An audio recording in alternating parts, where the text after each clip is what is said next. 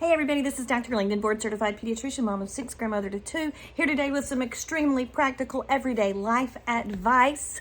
Little backstory. So, I did my residency at the University of Virginia in Charlottesville. And one of the unique things about that particular residency program is that the peds residents had to rotate for 1 month on pediatric surgery. And it's not super common that in a peds residency you have to do a surgical rotation.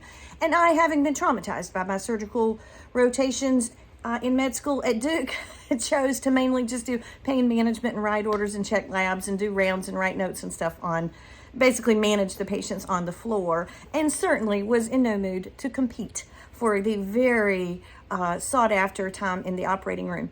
Well, one of the other residents on my 1 month rotation was a urology resident, and so he passed on to me something that is very logical and that I have never forgotten. I want you to imagine with me, if you will, that this is a bladder completely distended with urine, and this is a bladder that wasn't quite so full.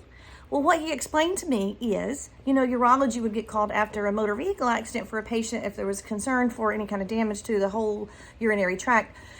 Well, he taught me that a distended bladder is more likely to rupture in a car crash than a not distended bladder. So I tell you people, this is the practical wisdom here, always pee before you leave. Don't think I'm going to wait till I get to that next spot and then empty my bladder. Go ahead and empty your bladder every chance you get before you get into that car. Not only because it'll save you stops and give you more time to refill the bladder between stops on a long road trip, but because we never know when there could be a car crash, and you always want your bladder to be as least distended as possible so as to decrease its risk for rupture in a car crash. So I like to say pee before you leave so you won't regret it, because a distended bladder is more likely to pop if you hit it.